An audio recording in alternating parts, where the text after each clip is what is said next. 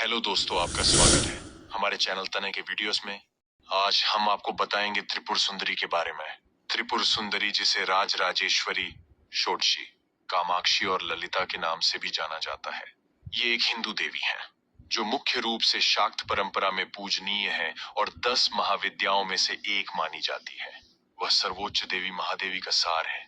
शाक्त ग्रंथों के केंद्र में ललिता सहस्र नाम और सौंदर्य लहरी में उनकी व्यापक रूप से प्रशंसा की गई है।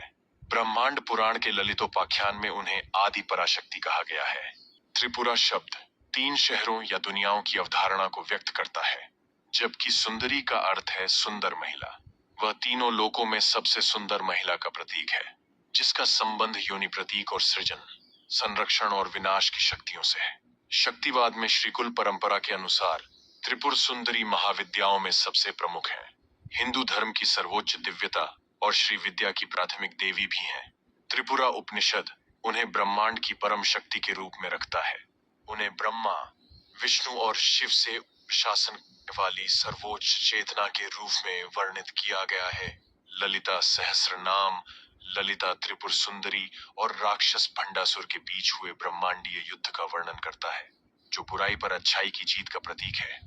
यह पवित्र ग्रंथ उनकी दिव्य विशेषताओं और गुणों का विस्तृत चित्रण प्रस्तुत करता है। पूरे भारत में उनके लिए समर्पित मंदिर मौजूद हैं, जिनमें त्रिपुरा, पश्चिम बंगाल, तमिलनाडु, आंध्र प्रदेश, तेलंगाना, झारखंड और कर्नाटक में प्रमुख मंदिर हैं। ललिता जयंती और ललिता पंचमी सहित उनके त्योहार उत्साह पूर्वक मनाए जाते हैं, जो देवी और उनकी दिव्य स्त्री ऊर्जा के अवतार के साथ भक्तों के गहरे आध्यात्मिक संबंध को दर्शाते हैं। या 3 आयामी पिरामिड आकार में, जिसे श्रीमेरु के रूप में जाना जाता है।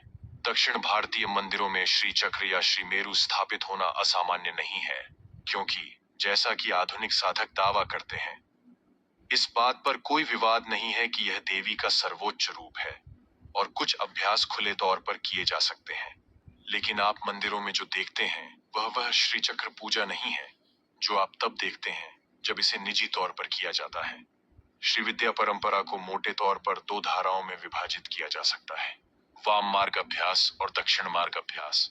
कौल या वाम मार्ग पहली बार 8वीं शताब्दी में मध्य भारत में एक सुसंगत अनुष्ठान प्रणाली के रूप में सामने आया और इसके सबसे प्रतिष्ठित सिद्धांतकार 18वीं शताब्दी के दार्शनिक भास्कर राय हैं, जिन्हें व्यापक रूप से शाक्त दर्शन का सबसे अच्छा प्रतिपादक माना जाता है।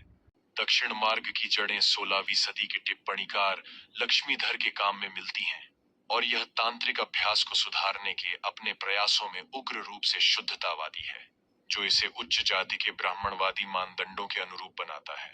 कई दक्षिण मार्ग साधक स्पष्ट रूप से शाक्त या तांत्रिक होने से इनकार करते हैं, हालांकि विद्वानों का तर्क है कि उनका पंथ तकनीकी रूप से दोनों ही है।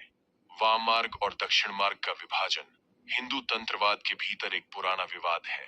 अमृत सागर से घिरे हुए रत्नों के द्वीप में ब्रह्मांड से परे कदम्ब वृक्षों के बीच चिंतामणि से बना एक भवन है।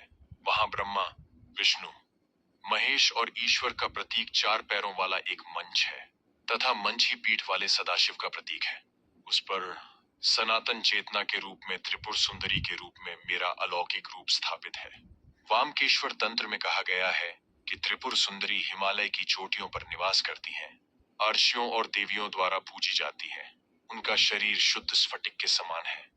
वे व्याघ्र चर्म पहनती हैं। उनके गले में सर्प की माला है। उनके बाल जटा में बंधे हैं। वे त्रिशूल और डमरू धारण करती हैं।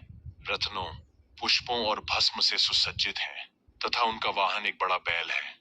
सौंदर्य लहरी और तंत्रसार में उनके बालों से लेकर पैरों तक का विस्तृत वर्णन किया गया है। तंत्रसार ध्यान मंत्र में कहा गया है कि वह ब्रह्मा और विष्णु के मुकुटों के रत्नों से प्रकाशित हैं, जो उनके चरणों में गिरे थे जब वे उनकी पूजा करने के लिए झुके थे। किंसले ने यह भी कहा कि सौंदर्य लहरी और तंत्रसार में उन्हें किसी भी स्पष्ट तरीके से शिव से नहीं जोड़ा गया है, जैसा कि अन्य चित्रणों में है। वैष्णव परंपराओं में विष्णु और लक्ष्मी के बीच पूरक समानताओं का एक समान सेट है। तांत्रिक वैष्णव पंचरात्र ग्रंथ ललिता को लक्ष्मी से जोड़ते हैं।